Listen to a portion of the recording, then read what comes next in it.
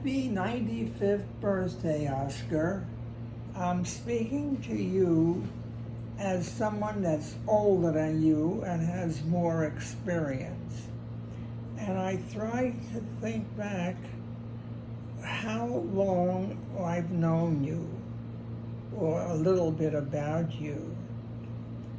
I moved into the Coops when I was 2 years old, and I think you moved in when I was 5, and you'd only spoke Yiddish, so I couldn't speak to you. By then I was already speaking English, and I had made friends that I didn't even, was hardly aware of you.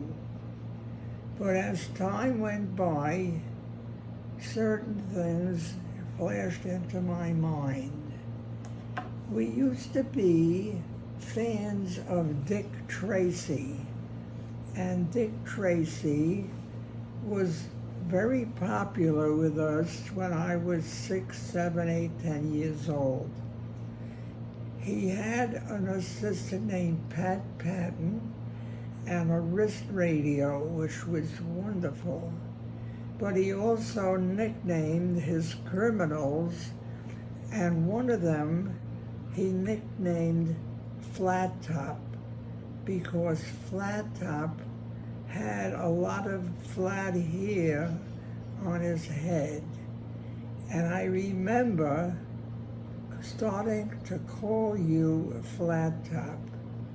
In those days, I was nicknamed Pete the Tramp, and there were others of the many children that we grew up with who also had nicknames like Gorilla and Cowboy, Montezuma, etc.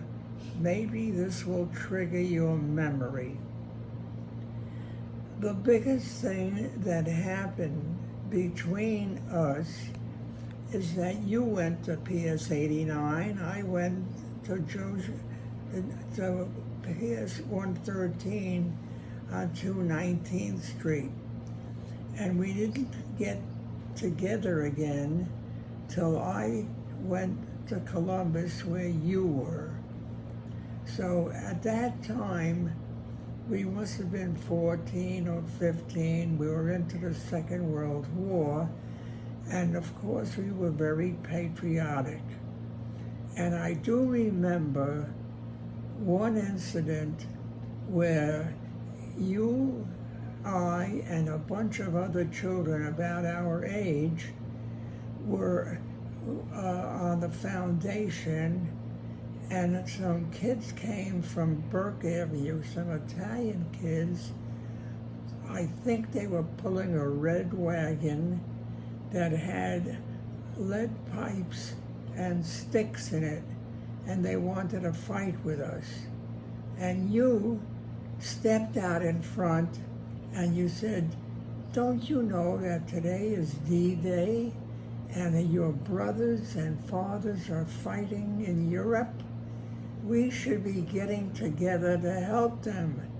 And I suggest that instead of throwing bricks and stuff at us, that you use that wagon to collect paper for the war effort." I'll always remember you being a leader like that. Later on, as we got together in Columbus, and then we ended up going to City College together for a little while, I did get to go to school with you and some others of a similar political ilk.